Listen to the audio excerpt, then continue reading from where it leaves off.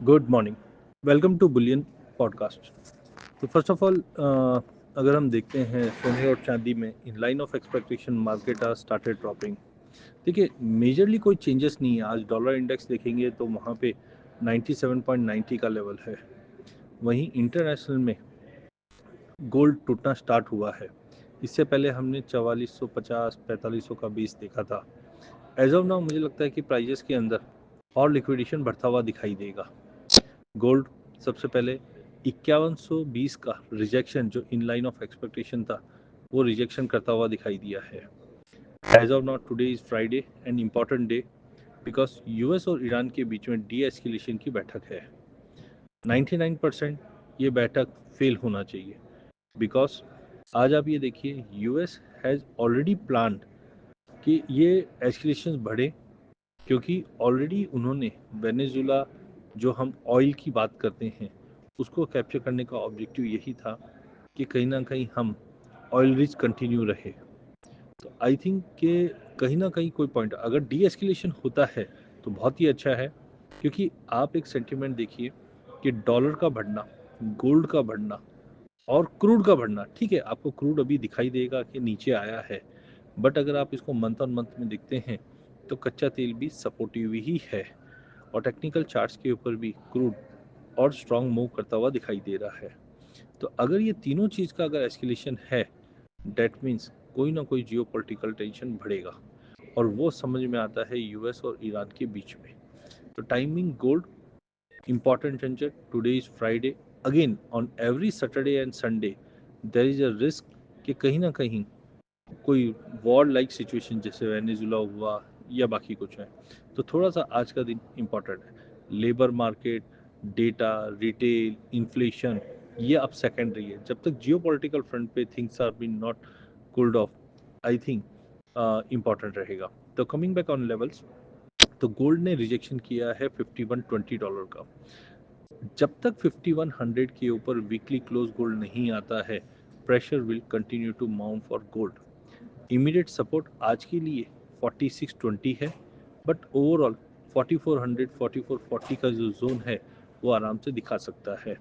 Long term sustainability 4100 का एक support के ऊपर आता है। जब तक 4100 के ऊपर मेंटेन है, एक होप ऑफ रिकवरी हमेशा रहेगा। अदरवाइज मार्केट अगर सेटल डाउन करना है तो जाने में नीचे 3400 3500 भी दिखे, लेकिन एज ऑफ नाउ 4100 के ऊपर जब तक मेंटेन है तब तक हम बोल सकते हैं स्कोप है। Coming on silver, silver right now हम देख रहे हैं कि मार्केट ने इम्पॉर्टेंट लेवल 70-71 भी तोड़ चुका है।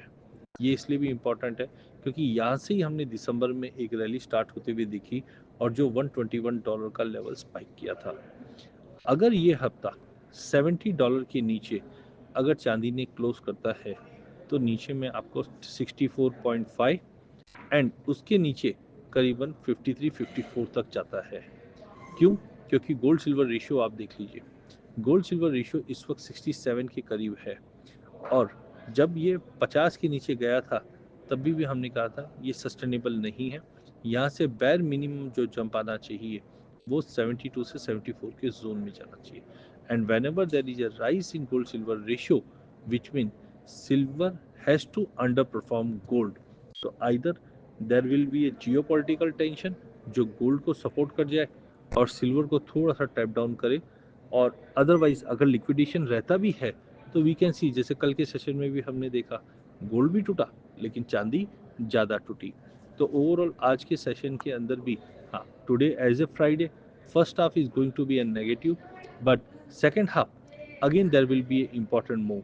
तो गोल्ड डोमेस्टिक मार्केट की अगर हम बात करते हैं तो हमने देखा 1,60,000 के ऊपर जब तक होल्ड नहीं करता है pressure will be mounting and नीचे में 1,49,600 का सपोर्ट अगर टूटता है तो 1,44,000 तक का लगेगा। ओवरऑल एज ऑफ नाउ हम 1,35,000 से 1,32,000 का जोन गोल्ड के लिए देख रहे हैं।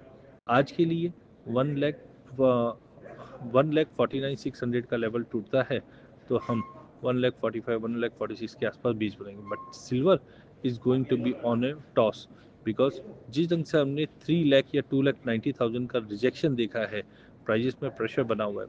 आज के लिए इंपॉर्टेंट रेजिस्टेंट है 2,52,000 का जब तक प्राइजेस 2,52,000 के ऊपर क्लोज नहीं करता है, हाई पॉसिबिलिटी है 2,37,000 का पहला सपोर्ट है और 2,32,000 तक का इम्पोर्टेंट सपोर्ट सिल्वर में रहेगा।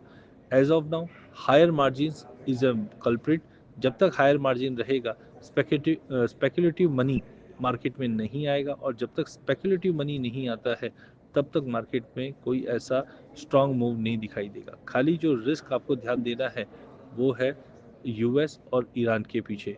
जब तक यूएस ईरान का ये डी एस्केलेशन में नहीं जाता है, तब तक आप मान के चलिए कि जितने भी फैक्टर अब तक सोने चांदी को सपोर्ट कर रहे थे वो एक के बाद मैच्योर हो रहे। ये वर्ड्स मैंने पहले भी कहा था।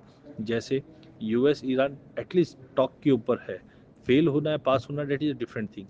पिछले महीने हमने देखा डोनाल्ड ट्रंप ने प्रेसिडेंट पुतिन की फोटो व्हाइट हाउस में लगाती है। तो ये दुश्मन की फोटो कोई भी नहीं लगाता अगर दुश्मन बोलते हैं तो कहीं ना कहीं वहाँ से ये उम्मीद आती है कि फैब में हम फिर से यूएस, रशिया और यूक्रेन इनके बीच की जो बैठक है वो वापस पॉसिबल है।